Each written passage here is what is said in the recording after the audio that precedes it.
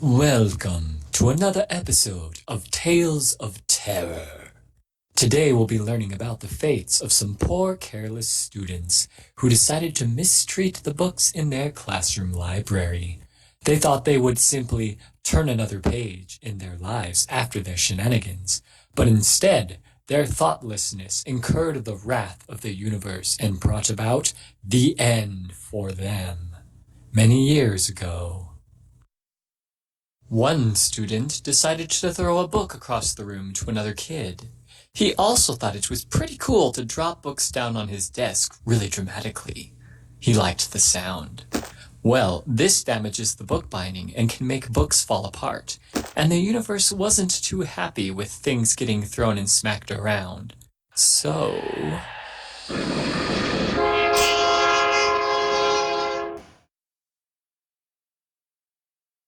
Another student wanted to save his place in a book he was reading, but instead of using a bookmark or writing the page number down on another piece of paper like a normal person, he decided to fold over the pages and risk permanently ripping or wrinkling them. Let's see if you still think folding things over is cool after you wake up stuck at an angle and not able to bend back. And then you stay that way forever!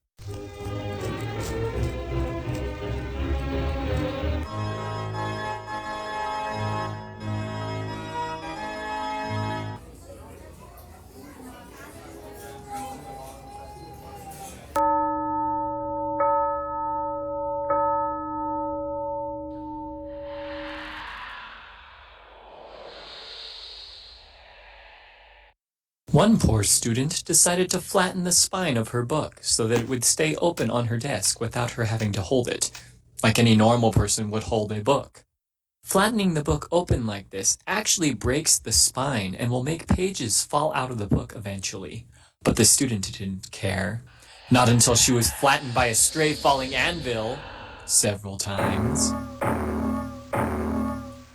No, you are not tall enough to go on this ride.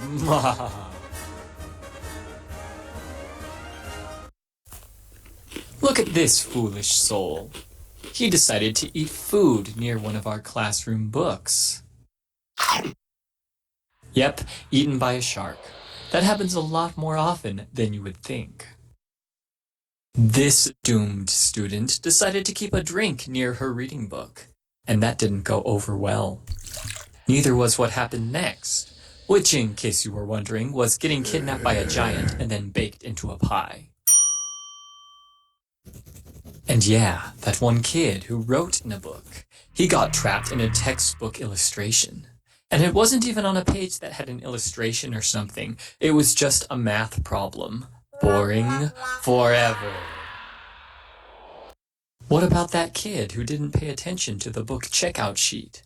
It was right there on that binder by the door, but she didn't take the time to fill it out before she took a book out of the room. And then when she finally did remember to check out a book with the paper another time, she forgot to cross off her name when she checked the book back in a few days later. Well, for not keeping track of the books, fate decided to punish her by not keeping track of something very important to her.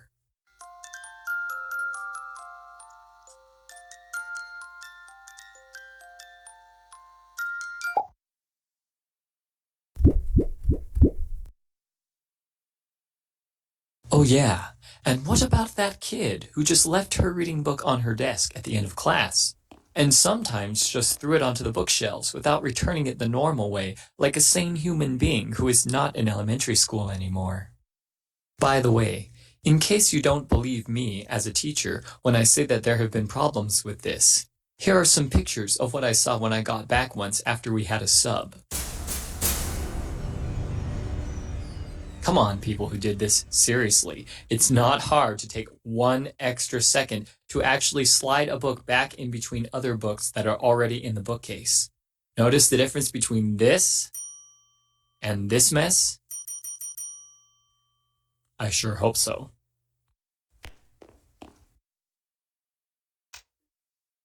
What?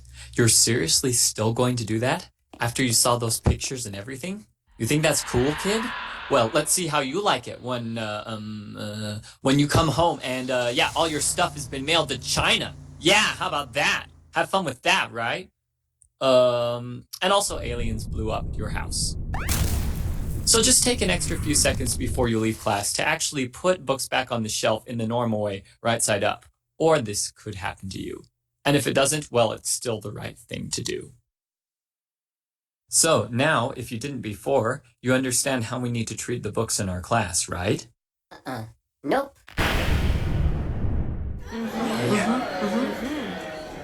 Good. Honestly, treating our classroom library books well is not about me, and it's not really about you either. It's about the books. It's very unlikely that any of the things you just saw will happen to you. But the books, each book contains a story that a different author worked very hard on. Sometimes it takes a person years to write a single book, maybe longer than you've been alive. And if we treat those books well, then not only will we enjoy the books this year, but the books can be available for other students to enjoy years and years from now. So please, make sure that you treat the books in here with care. And let's keep horror stories and tragedies limited to the ones we read about in books, not in real life. Until next time, farewell.